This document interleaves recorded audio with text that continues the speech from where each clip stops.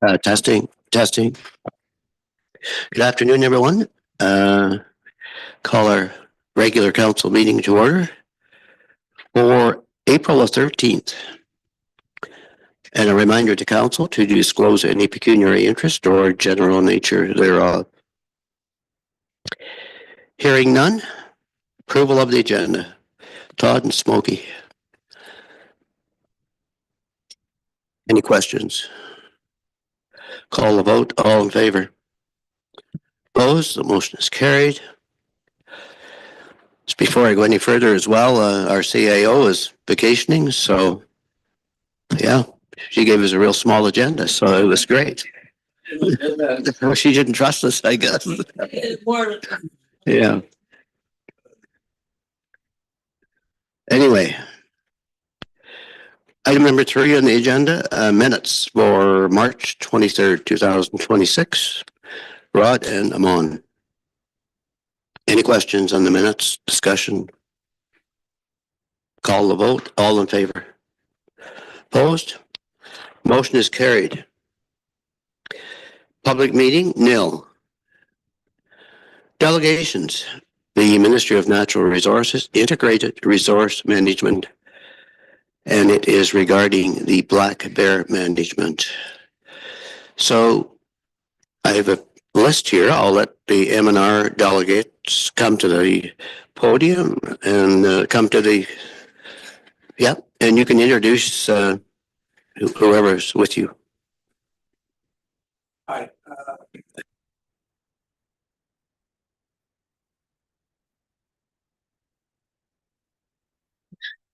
Jaclynn Gowan, IRM Technical Specialist at the Owen Sound Office. And I'm Kassidy Gregg, the Resource Wildlife Technician out of the Owen Sound Office. Good to go.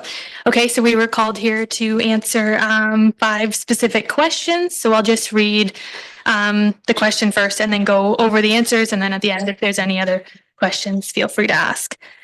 So number 1, what data does the M&R have on the bear population trends and movement patterns within the municipality of Northern Bruce Peninsula? And how frequently is this monitored?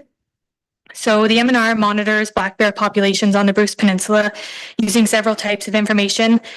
This includes our barbed wire hair traps, mandatory reports and harvest data from hunters, aging of premolar teeth from harvested bears, and research done with partners such as Saugeen Ojibwe Nation and Parks Canada. So bear numbers are highest in and around the Bruce Peninsula National Park and lower farther south. The population in the park slowly declined from 2009 to 2018 and then started increasing again from 2018 to 2022. Across the whole peninsula, bear numbers tend to go down when harvest levels are high and then up when harvest levels drop. And then harvest levels have increased in recent years with more than 20 bears harvested in 2024 and 2025. M&R monitors the black bear population on the Bruce Peninsula every 3 years using the barbed wire hair trap surveys. These take place from mid-spring to midsummer. Because of the Bruce Peninsula's bears are isolated from the rest of the bears in the province, they are considered genetically unique and require careful monitoring to understand changes in their numbers, movements, and then their overall health. This consistent 3-year monitoring schedule helps detect changes in population size, distribution, and overall health, which is especially important given the population's isolation and overall sensitivity. Question number 2 was, what resources and protocols does M&R have in place for responding to human-bear conflicts in the community and how the response decisions are made? So in Ontario, police are the first responders when a bear poses an immediate threat to public safety. So this includes all situations where a bear is acting aggressively, approaching people, entering a schoolyard when school is in session, moving into a busy public area. And in any urgent situation, residents should call 911 or their local police service right away. Police may request assistance from the M&R during daylight hours for specialized support if it's needed. And then for non-emergency situations, residents can contact the M&R Bearwise reporting line. This service operates 24 hours a day, 7 days a week from spring to late fall. These reports are transferred to the local M&R offices, and then from there, the local wildlife technician will return the call, follow up to receive more details on the report, and basically just provide any advice on managing attractants, deterrent techniques, and make a determination if there's any further action required based on each occurrence. The municipality is encouraged to direct residents to the M&R Bearwise website, which is the most reliable provincial source of information on preventing bear encounters, what to do if you see a bear, who to contact in both the emergency and non-emergency situations. Municipalities can further support this work by sharing the Bearwise information through their website, social media, newsletters, and any other communication channels that they use, and by encouraging residents to manage common attractants such as garbage, bird feeders, and barbecues. When responding to bear conflicts, M&R uses decision-making approach that prioritizes public safety while minimizing the risks to wildlife.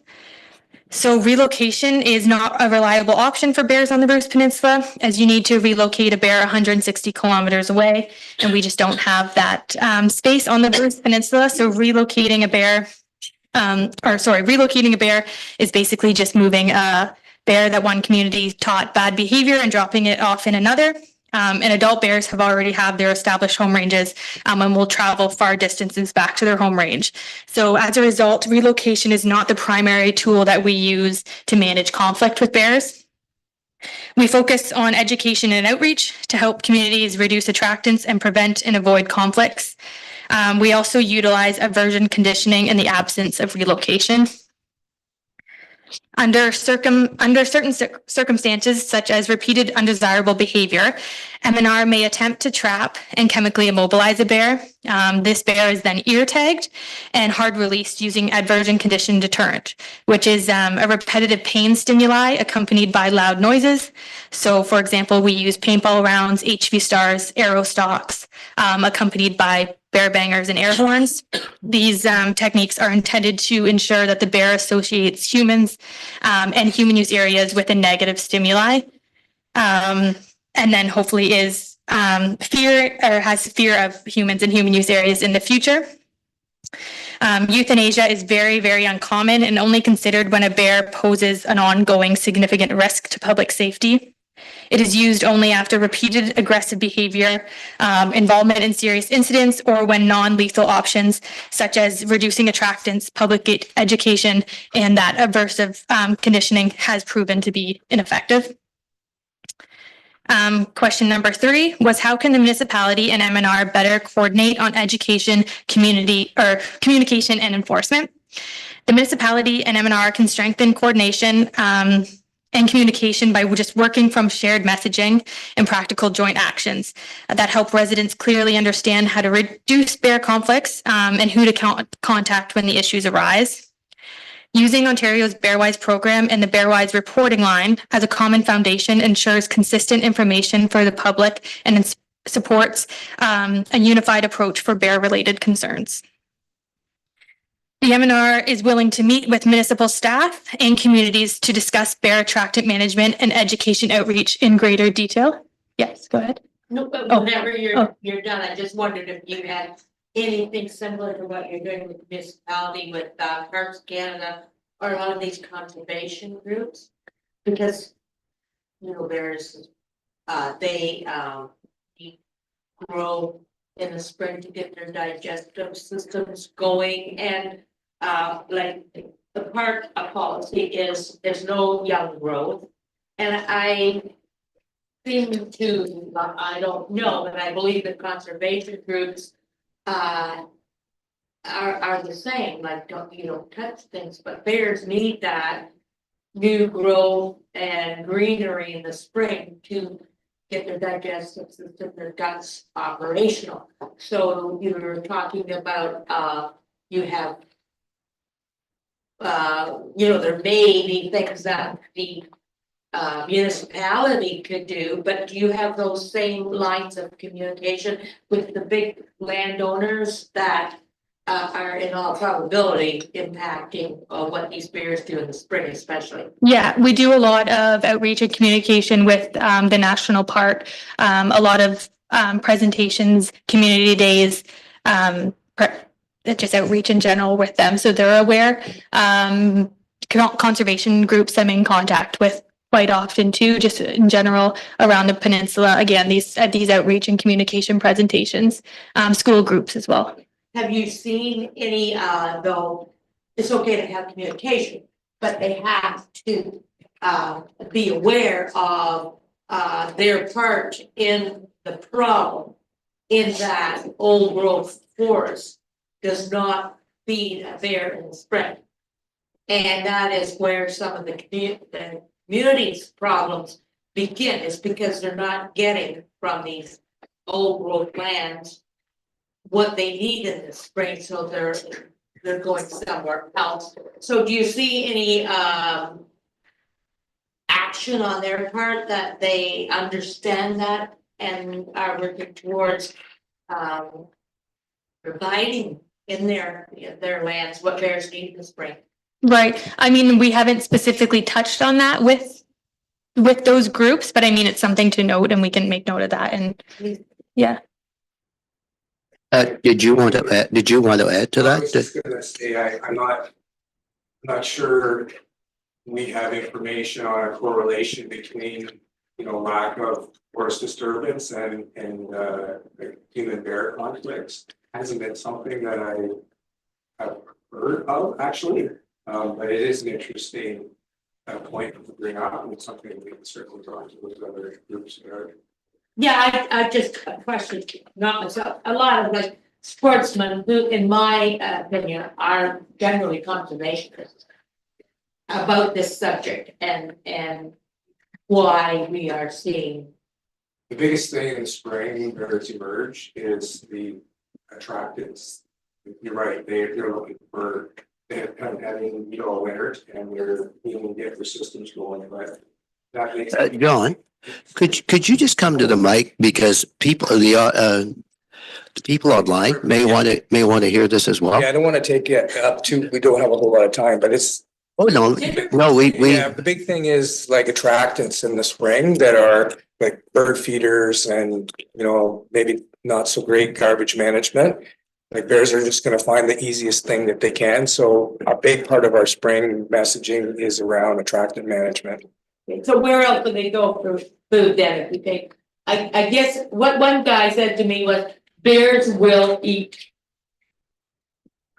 You can take away, they will eat, yeah, so if you're going through, we can do bear wise, and that's a good idea, especially, and but I'm just wondering if we're looking at what we do for the bears. And if you, I was just curious if you had conversations as well with conservation, because a lot of our properties now are also being taken up by conservation groups. So if they're being made aware of that, of the need for what bears need to get them out of our communities, that's all. Right. Okay. Yeah, so we'll just go back to kind of that outreach and how the municipality and MNR can kind of communicate. So another way is just ensuring clarity around the roles. So with municipality responsible for enforcing the local attractant related bylaws, and then MNR focusing on bear behaviors and specifically the wildlife responses. Also establishing like designated points of contact between municipality and MNR during this active bear season, so our spring and summer season, just to improve further coordination, communication, and then we can kind of support that consistent messaging to make sure that we are telling the community the same thing coming from the municipality as well as the MNR. Question number 4 was, given our seasonal tourism pressure, what educational materials or outreach programs can MNR provide to help the municipality reduce bear attractants and improve visitor awareness? So to help reduce bear attractants and improve that visitor awareness during busy tourism seasons, the municipality can make use of the available Bearwise educational materials on our Ontario Bearwise website, as well as contact MNR staff for Bearwise information sheets and flyers. And I did bring a stack of them with me today. These self-serve resources provide guidance for residents, cottagers, and visitors on preventing bear encounters, what to do if you see a bear, who to contact in these emergency and non-emergency situations. The municipality could also consider linking the Bearwise website to their municipal site just to make posts on social medias highlighting tips for bear safety. Again, that attractant management piece, which is key, and how to report those human bear conflicts. We can also consider conducting outreach in areas of high bear activity when there's ongoing human wildlife conflict throughout the season. Question number 5 was, are there provincial funding streams and cost sharing programs or pilot projects available to assist municipalities with implementing bear management strategies? So the MNR's human wildlife conflict strategy encourages integrated solutions through prevention, public education, and again, attractant management.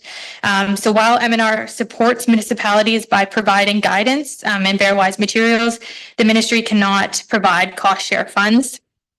Municipal staff who may be involved in bear management are welcome to attend our human bear conflict management course that MNR holds annually.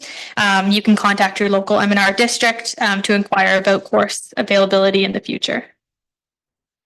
And those are the 5 questions, but if anybody has further questions, we can take those. All right, thank you. I'm on. Yeah, just going back to your first point, just had a question on the numbers there. I think you said there was a decline from 2009 to 2018 and then a rise from 2018 to 2024, I believe. So overall, are we like, with that rise, is it like back to 2009 numbers or still below that or above? We are similar to our 2012 levels. We did a population estimate in 2025, so last spring, summer. Those results are not posted publicly yet, but our results from 2022 barbed wire hair trap showed around 270, and that's give or take 80 bears. And so sort of long-term year over year, is this like a steady increase in the population? Or is it relatively stable, just sort of goes in cycles up and down? As of right now, because of because since we reduced that hunting season, it does seem to be increasing quite slowly. However, the harvest rates are increasing as well. Sorry, my last follow-up question is, and then what's considered like a healthier, sustainable number of bears? Like what can the area reasonably support? So it's different for all over the province because the peninsula is so isolated from the bears in Northern Ontario per se. They say that a healthy population or a population not at risk is above 400 bears.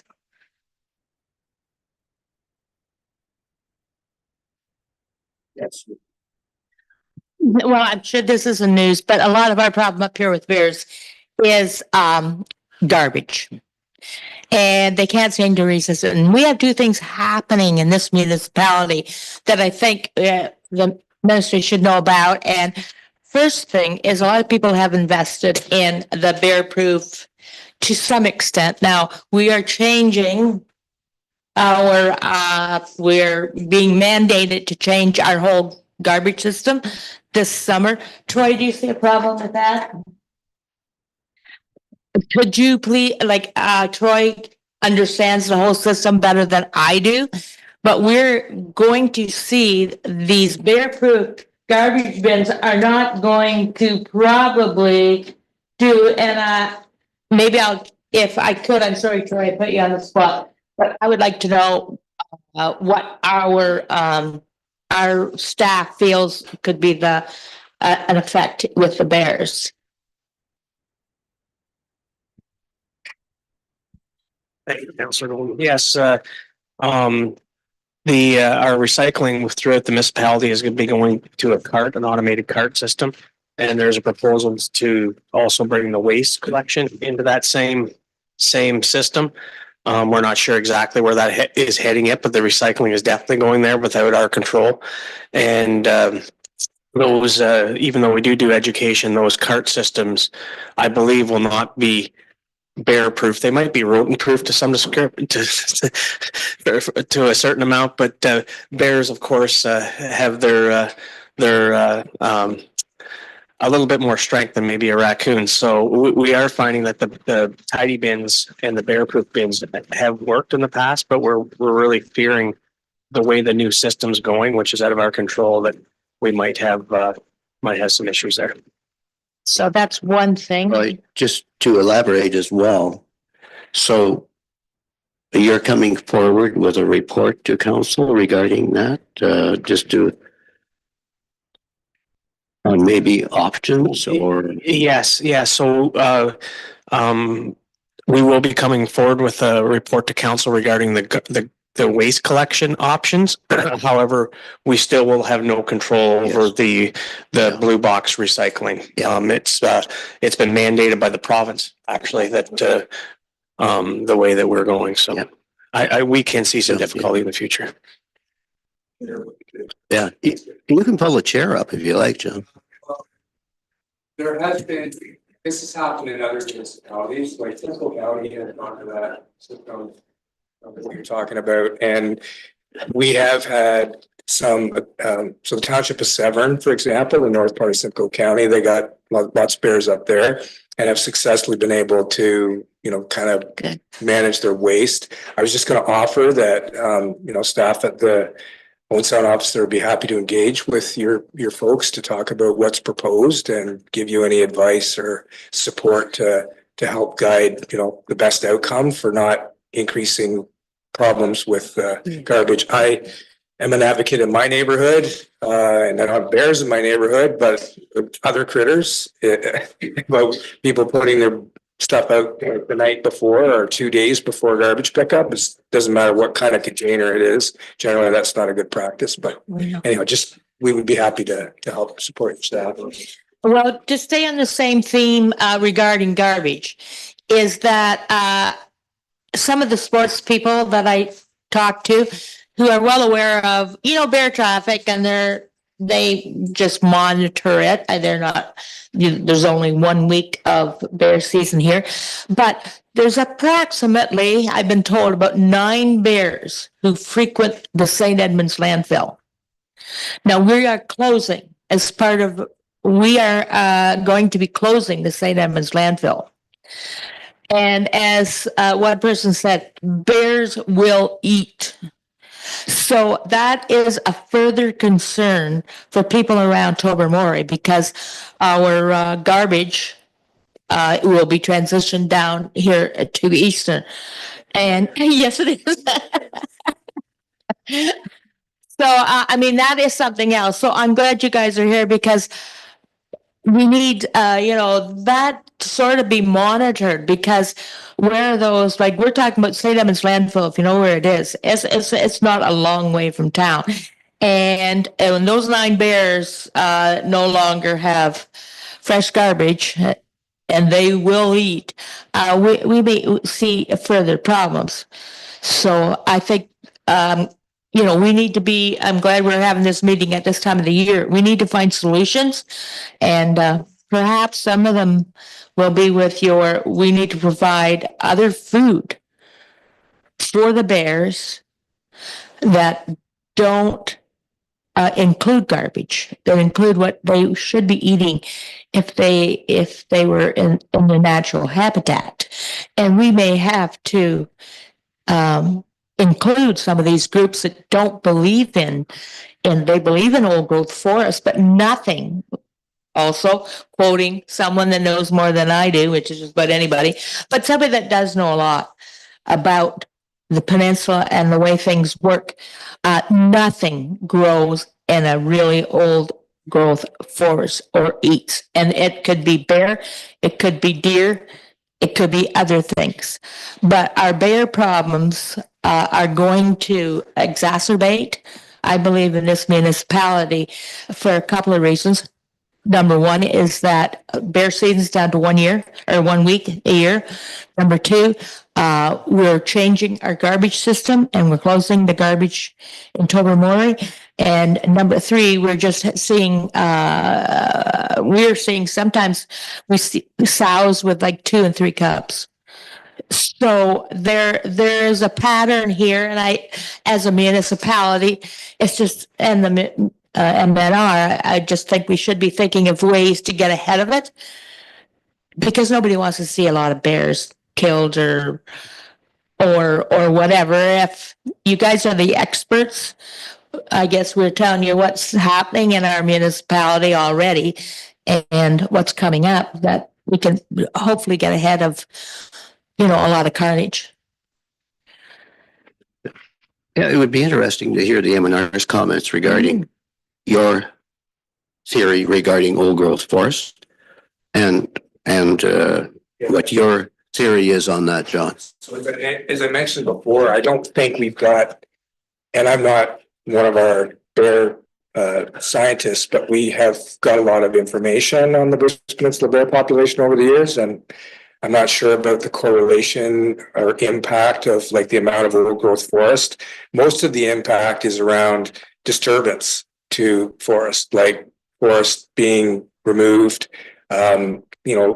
areas becoming developed, whether that's through aggregate site development or other types of development. So I'm not sure that's a key thing. We can certainly look at that, but I do think it would be good to be having some conversations with us about, if you're changing waste management systems or you're going to do something at a new landfill site. Like there are landfill sites all over Ontario where bears are, and there's ways to manage those. And it's really about prevention. Like bears shouldn't be eating garbage.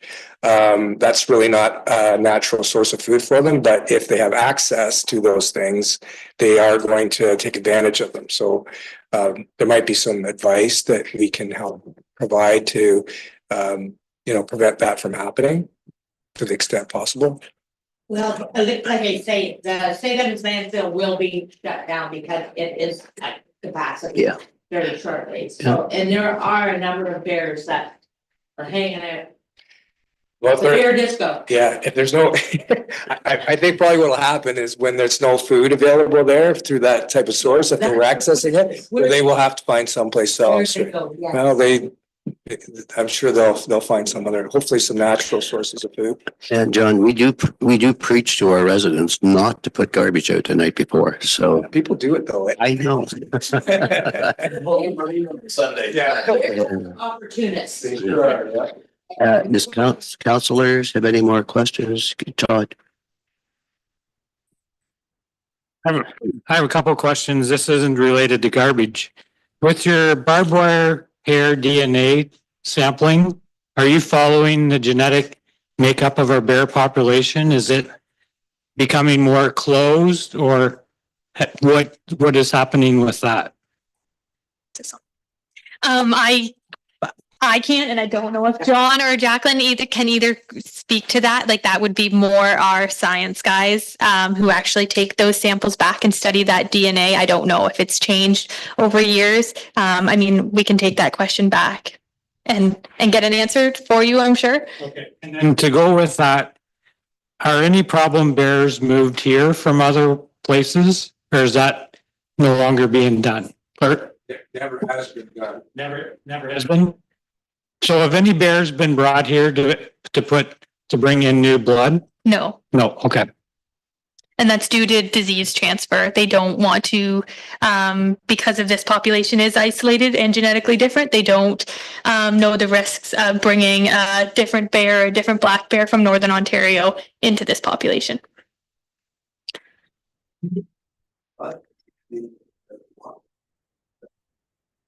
All right, on behalf of council, I want to thank you, the M&R staff, for your presentation. And we would be interested to hear the response regarding Smokey's comments with regards to old growth forests. Yeah, we would be happy to come and bring some staff that could speak to some of these things if you're interested, like get a different setting when you have some more time. And maybe it could be incorporated into some meeting with staff about, waste management and best practices and stuff. We could share some information from our science folks about what we do know about the black bear population up here. Yeah. I was just wondering if you would leave the girls sort of make a copy of your presentation for us that you gave us today. I tried to write notes. Yeah, sure. For sure. You're going pretty bad. Yeah, we can leave the answers. Thank you. Thank you.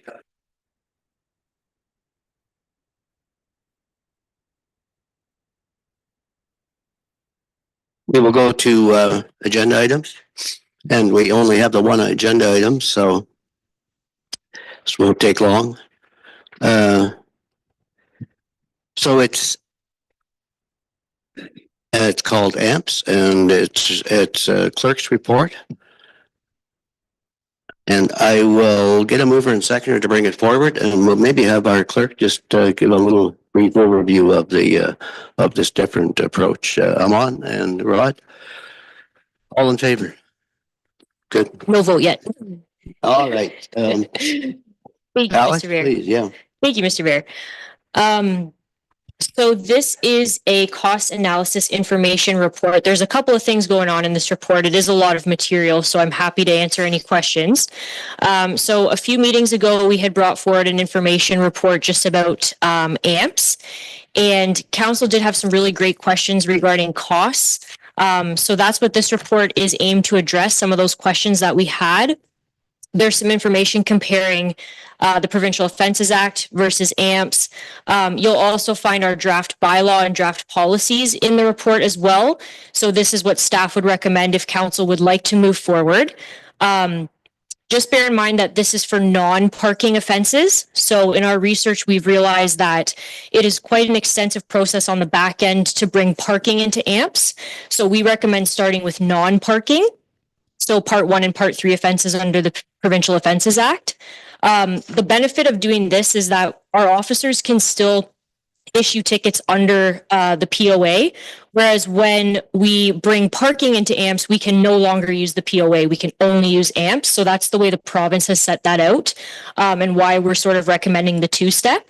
We also have a recommendation in there for a hearing and screening officer as well.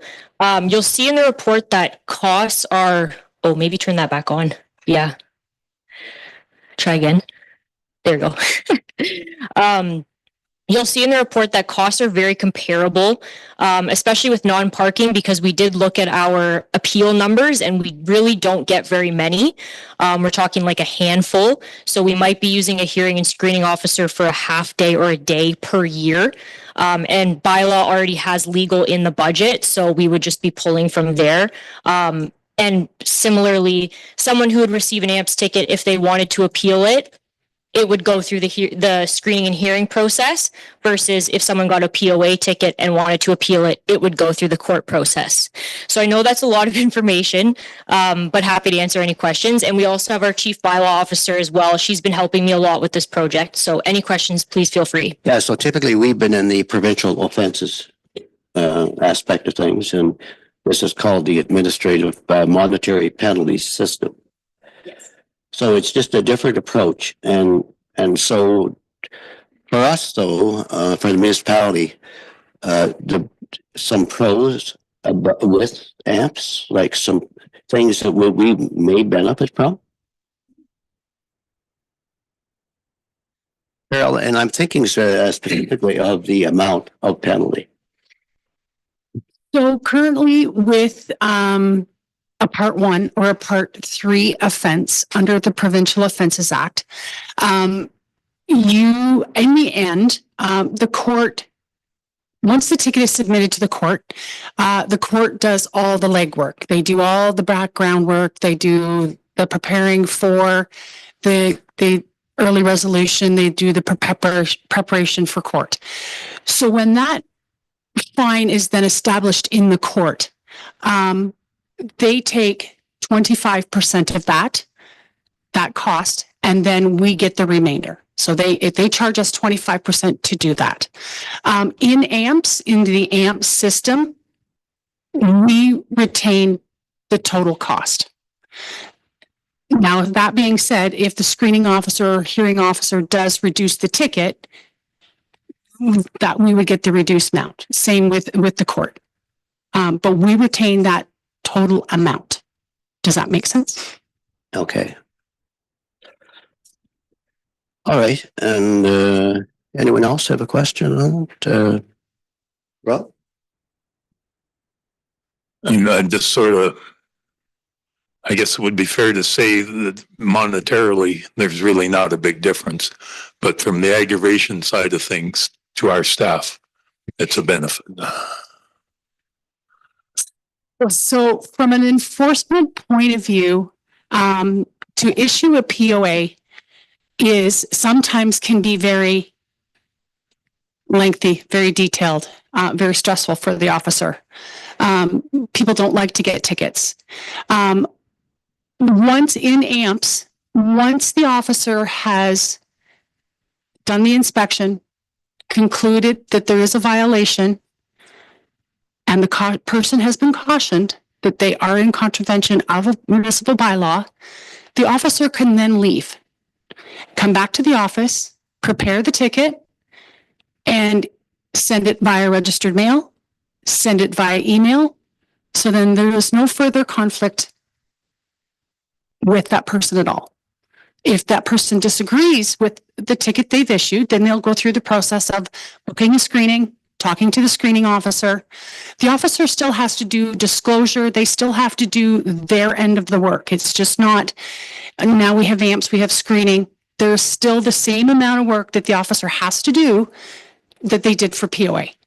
They still have to do all of that. It's just,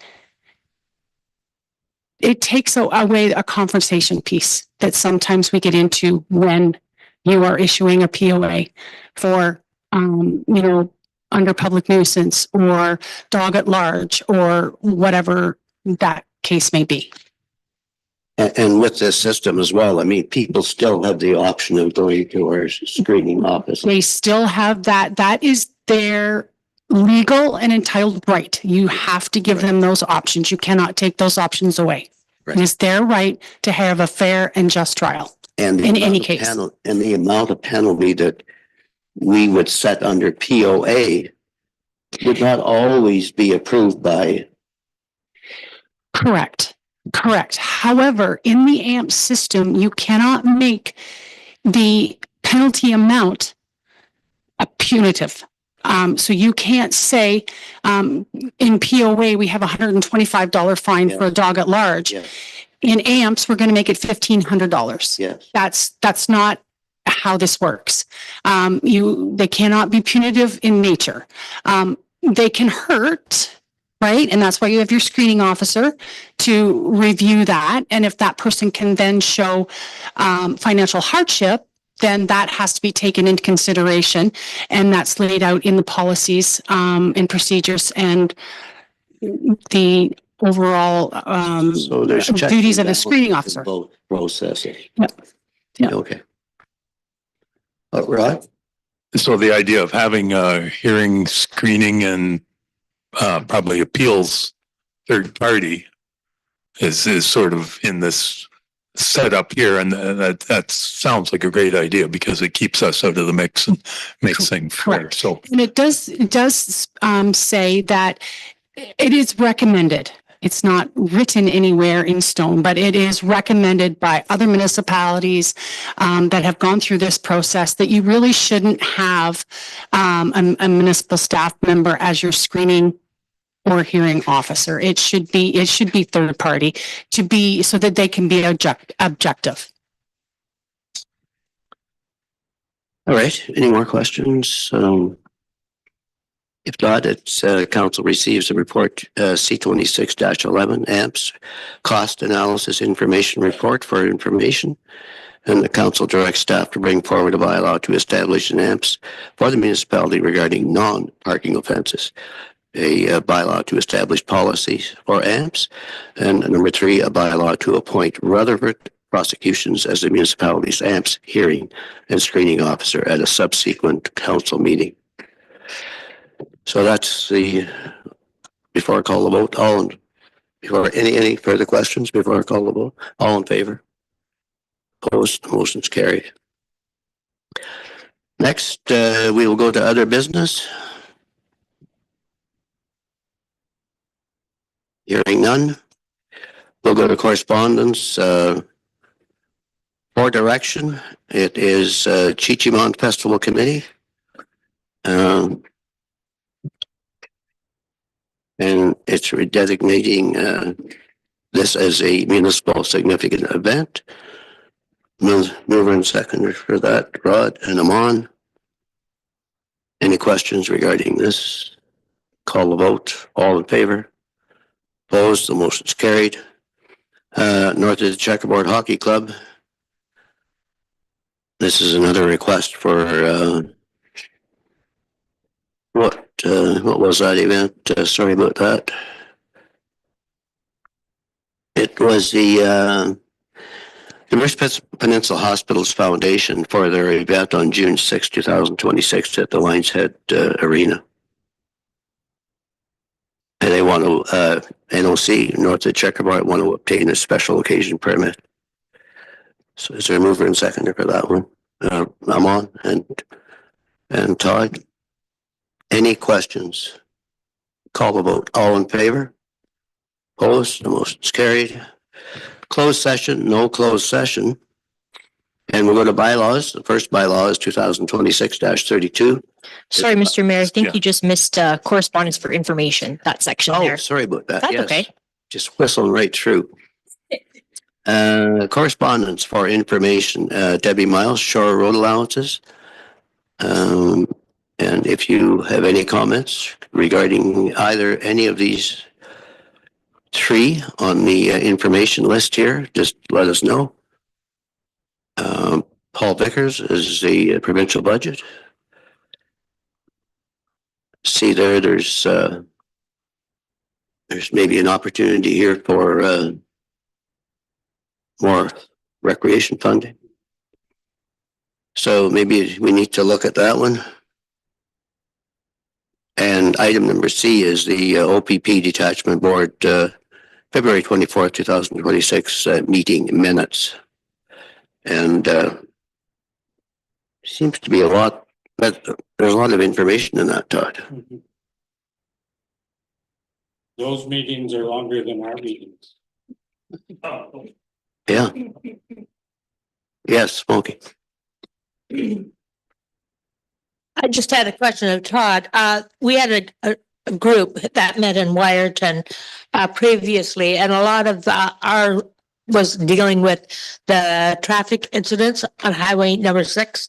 Have you had an opportunity? It doesn't look like it according to the minutes, but do you have any insight into whether they'll be taking a look at that again? Or I know you guys just got up and running. It's maybe an unfair question, but it needs looked at because I think that group out of Wyerton was really making some headway.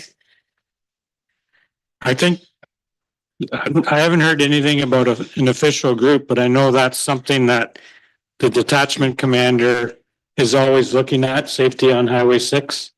Because with our Grey Bruce detachment, it runs basically from Dundalk all the way to Tobermory. So that's something that they're always looking at.